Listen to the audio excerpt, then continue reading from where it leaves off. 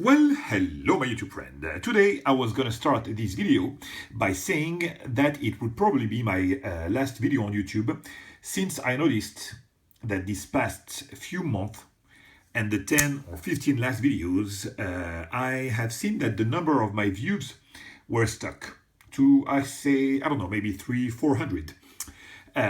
And it's way less than what it used to be, so I figured that way less people were interested in the videos, and maybe it was the time for me to close that channel. But then I realized that when I started actually to make those videos, only very few people were following me, and I could justify to make those videos just to share with a couple of my friends out there. And now I also realize that maybe the 300 or 400 of you are people that really follow me on a regular basis, so it's way more than the couple of people I was interested to share with. So definitely I will keep on doing those videos, because if you are those 300 or 400, it's a niche certainly, but that works perfectly fine by me. And if you're happy with those vids, I'm happy to make them, and I will keep on making them. So here we have a knife that won't stay in my collection. Actually, I received it, and it will go to another friend of mine that already bought it partially, and soon it will travel to the United States. But I will definitely make that video with a great pleasure, because even though it's not really my style, this knife has a lot of things to offer. A lot. It's not my style because you probably saw that in my latest years, I became more attracted by knives that have some soul, like pure custom from Jeremy Morris, Rexfords, you name it, Blackwood, whatever, Terzola for sure. I like knives that have soul. and Shirogorovs are knives made by Russians, and they're pure tactical knife. I mean, you're not going to see any soul in them, but you're going to see extreme quality, fit and finish and everything, and they became, tremendous makers out there. But the fact remains, I'm not really attracted by Shirogorovs or all those Russian knives. But this one, I wanted to try it because it was a collaboration with Tom MAYO, and you know that Tom MAYO, I had my ups and downs with him, but there is a design that I still love, and actually the only MAYO that I kept in my collection is the Dr. Des. So I wanted to pair it with the Russian Dr. Des, and I imagined that maybe I would find some pleasure in that knife. So definitely I have the pleasure to try it and to experience it, that's for sure. And I have also the pleasure to see all the great features that you can find in it. But it doesn't speak to me, so it doesn't make any logical sense for me to keep it in my already pretty big collection. So yeah, now starting the review, because from the start I'm only rambling and stating my taste, which is not really what is important. But here we have an absolutely perfect knife. So for those of you who will have the chance to own one of the 200 that were made, you will absolutely like it. So a word about those Russian guys. Shirogorovs have like three major way to make knives. The custom division, and then the pure production knives. I honestly don't believe that there is any difference between the three of those, because whenever I see a knife, whether it's a custom division or production, they look almost the same. I mean, basically they're all CNC, all the parts are cut and used with the CNC. So whether the guy will, I don't know, participate a little bit in the grinding or whatever, the difference doesn't seem really that astonishing as you can find with other custom knives. So this, I would say, enter in the custom division. Certainly not production, custom division. It was, I don't know, in between custom division. I would definitely say custom division knife. But regardless, they're extremely well done. I had 195 production knife, and I mean, for all intents and purposes, that was to me almost a custom knife in the precision that it was made. But what I like also, actually in custom is not perfection. It's actually the imperfection that makes it a pure custom knife. Whatever. What do we have here? So the Dr. Des is really a design that I like. It's a cool design because it looks like, I mean, the regular knives we used to play with, you know, like pure, you know, drop point like that. I mean, those were the knives, simple grinds, you know, the knives, the shape of knives we liked when we were kids. And this is something that I really like in my custom MAYO, the Dr. Des. So the design looks almost the same, and we have here, you see, a carbon fiber scale. It comes also with a full titanium, but the carbon fiber is really interesting because it brings some more lightness in the knife. And with all the holes here, with all the milling inside, I don't know if I can get to show you all the milling that you have. The relief cut is done on the inside, which is neat. You know, we're going to talk about that.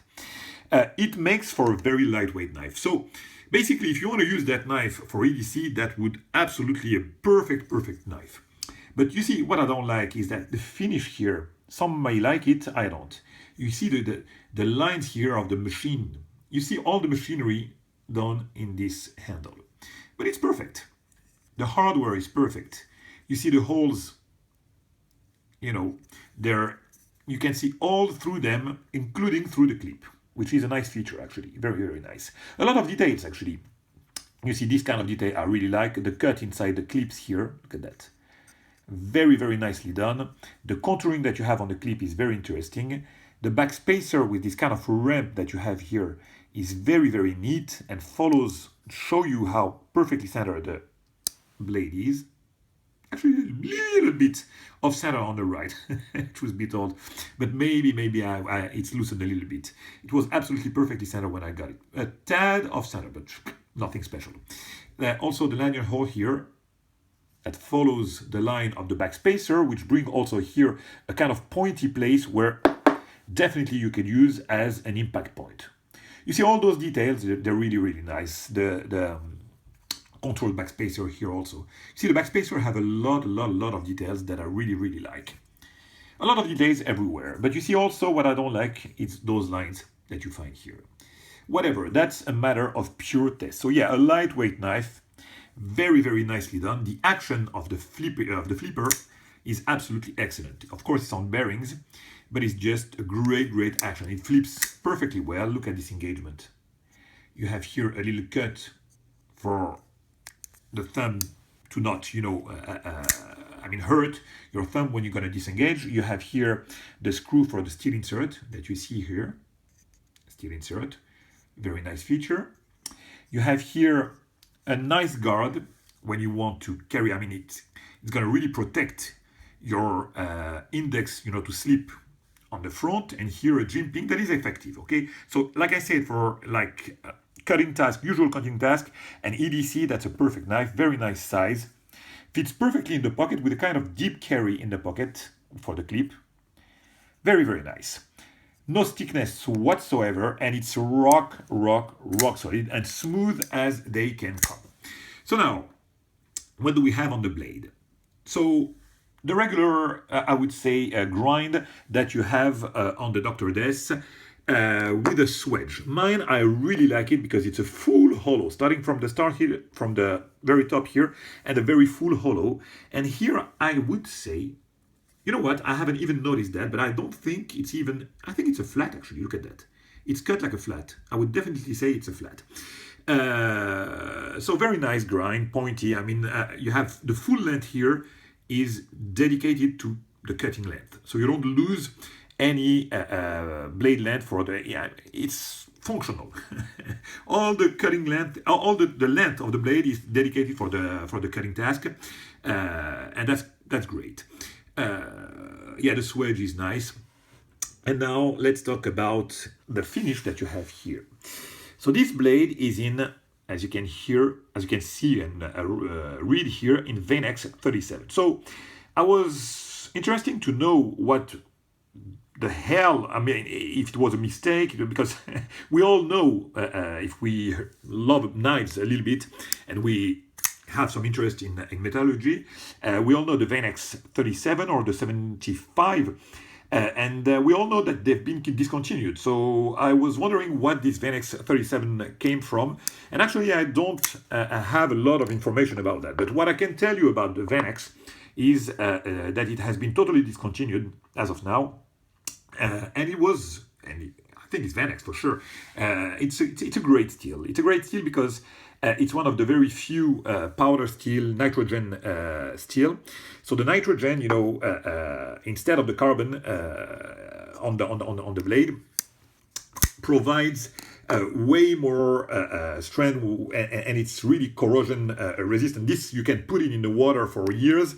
It won't corrode. It's a tougher steel. It's all in all, I mean, the cutting abilities, oh, come on, I'm losing my my English here. The edge is fantastic. It's easy to resharpen. It's corrosion free. It will extremely wear resistant. That's a great overall steel. Now, what is the difference between the Venex 35 that has been discontinued and the 37? That I unfortunately cannot tell you, but the difference should be very, very slight. The only, I would say, because they've been discontinued, the only steel that you have that is nitrogen that I know of now is the Zfinite, and those powder and nitrogen steel brings this kind of finish, and I hope that I will be able to show you. I had one knife like that from Firm Forge, and you see it brings some very, it's not stone wash, it's not satin, and you see it's extremely a reflective finish, and I thought that I would like it. I don't really, but I'm pretty sure that a lot of you would absolutely adore it. Somehow it resembles a little bit to the finish that I love actually on Terzuola's knife, but not it's not as reflective as the process that Bob uses to get this knife. But an excellent overall steel. You won't find a lot of knives nowadays that will be nitrogen steel. So yeah, just for the steel, it's interesting to get it. Why? For the life of me, I don't understand why all those makers keep on with the precision and the perfection of those Russians. I don't understand why they will let this ball detent appearing here. I mean, it's so easy to hide it just by, you know, and you see the course here, of the ball. It's unbelievable for me. I mean, you just have to put a tiny bit more of handle, and that will suffice. Yeah, like I said, rock solid knife, very nice action. Should I need to say more about that knife? I'm not sure. Oh yeah, I haven't told you, but look at that. I mean, the edge is, I mean, it would cut like crazy. It's laser sharp, as you can expect. So not much, you know what, other than the ball that is appearing here, I wouldn't say that there is not even, that there is a flow on this knife. It's perfectly executed, like I told you. A kind of soulless knife for me, but I'm pretty sure that a lot of you guys would appreciate that. And you know what? You know, there is absolutely no accounting for taste. So this is my channel, so I will state for sure my thoughts. So once in a while, unfortunately, I will state my taste, but that is not really the most important thing. The most important thing here is to try to define if a knife has, you know, some flaws or some things that you can say that is obviously wrong about it. And this knife has none. The position on the flipper is really low. And also here, I don't really like the fact that it's cut here. Design-wise, this is really ugly. You know, the cut here is ugly. The fact that the flipper tab is down is ugly too, but it doesn't jeopardize the action. And with the jimping that you have here, actually it works well. So with that being said, actually we are heading to the 15 minutes, and it is the time for me to stop that video. That won't be the last, because while doing it, I had a lot of pleasure, as I have always when I do those videos. So I will catch you very soon for hopefully a new acquisition. Bye bye, my friend. It was a pleasure.